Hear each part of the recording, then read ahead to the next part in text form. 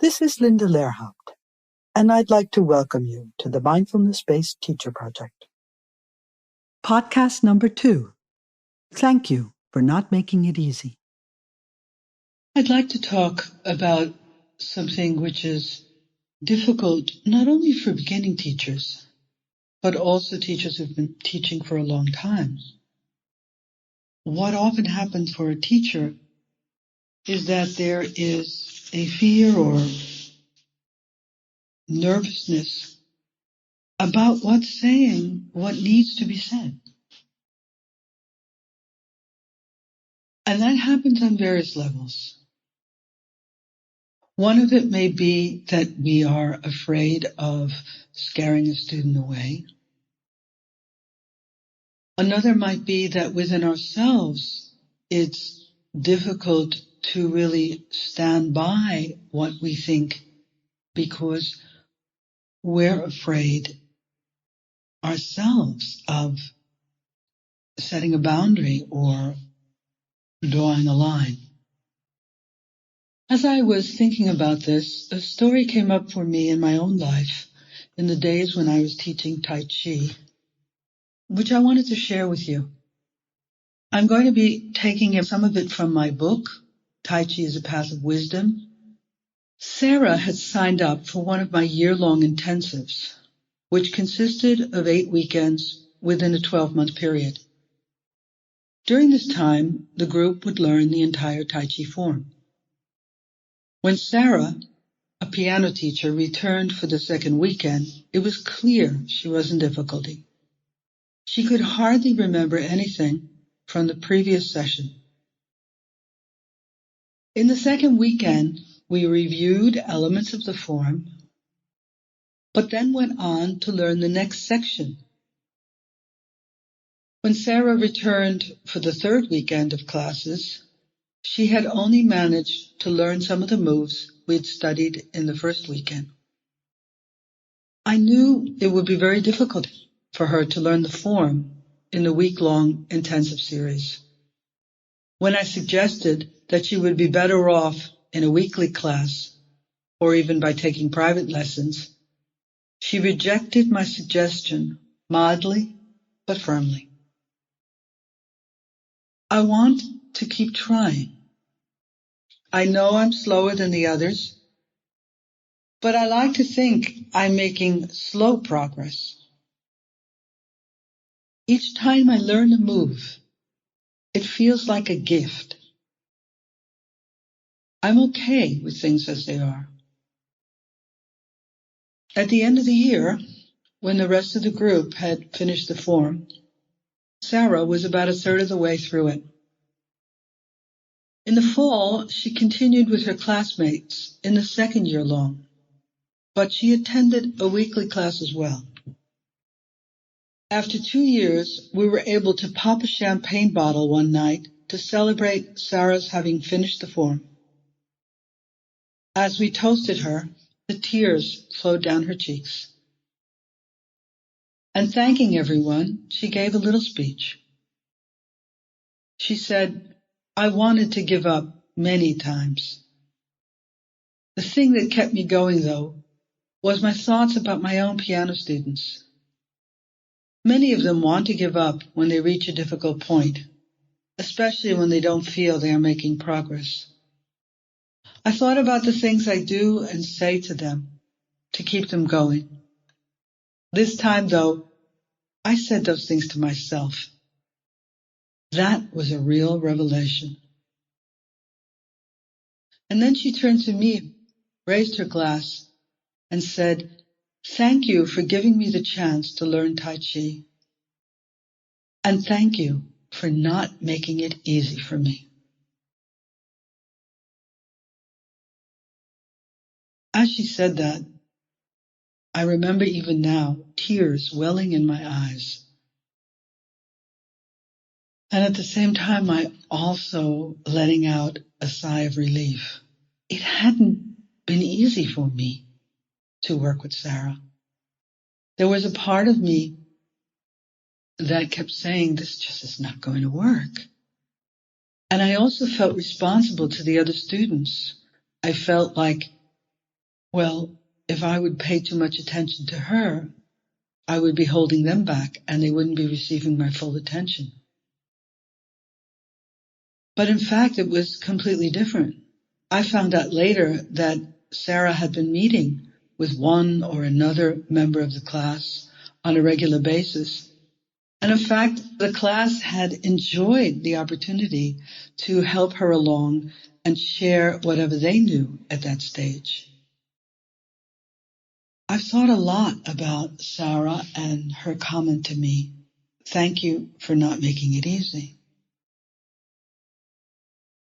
She actually thanked me. She was grateful. And the question is, for what?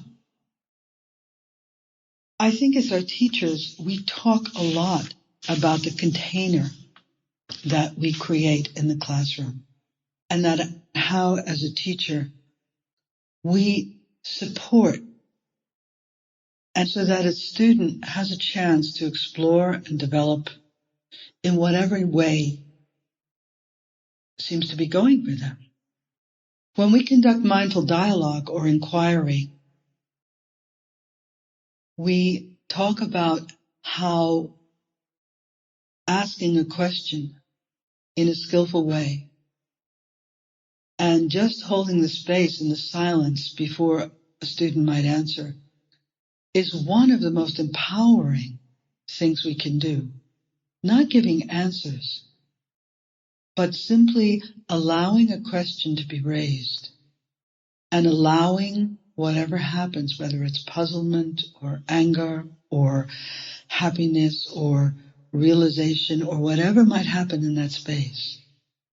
Our gift as teachers is to be able to deal with whatever discomfort or uneasiness is coming up within us and rededicate and recommit to our job in supporting a student to explore their boundaries, their views about themselves and about the situation, and about going deeper.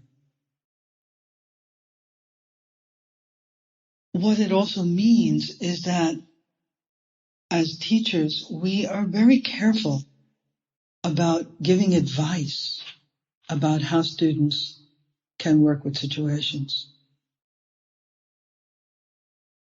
One question that comes up is, well, how do I know when it's appropriate to say something more directly, or whether I should simply try to turn the student back onto their own resources and encourage them to look within themselves?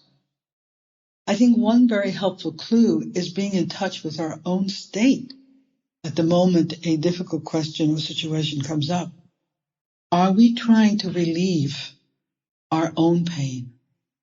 Are we doubting that the student will be able to handle it or work with it? Are we worried about the rest of the class experiencing discomfort? Is it possible to monitor those things in ourselves in the middle of a situation? I think, and I know it is, but it does ask us to pay attention to our own state, to pay attention to the tendency to want to rush in and give the answers as a way of taking away pain or relieving discomfort. Some situations or questions that can come up are when students ask questions like, well, can I practice a shorter amount of time? Or can I move during sitting? Or I really don't like this exercise. Can I do something else? The thing about questions is, do they have to be answered in the sense of we're having to give a satisfactory answer that a student will swallow and accept?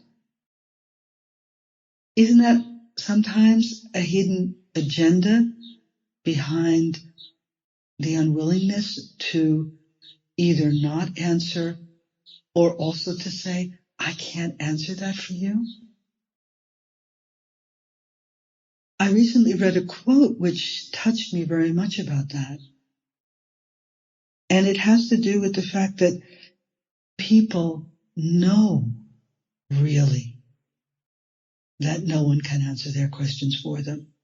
There's a hope, and maybe in really difficult times, there's a strong push to get an answer from someone else. But deep down, most of us know. The quote that I read from a book called The Power of Fierce Conversations says, there is something within us that responds deeply to people who level with us. I'm going to read that again. There's something within us that responds deeply to people who level with us. I'd like to encourage you to really be with whatever comes up when you feel discomfort about setting boundaries or really turning a student back onto themselves. And knowing that in doing that, you are not only empowering them to really explore their own inner life, but you're also exploring and helping yourself. This kind of empowerment is true empowerment because it's not dependent on anyone or anything else. And so it's not only the student who may say to you one day, thank you for not making it easy. But we may also be able to say to the student in our own minds, thank you for not making it easy for me. It's helped me to become a better teacher. Thank you for listening to the Mindfulness-Based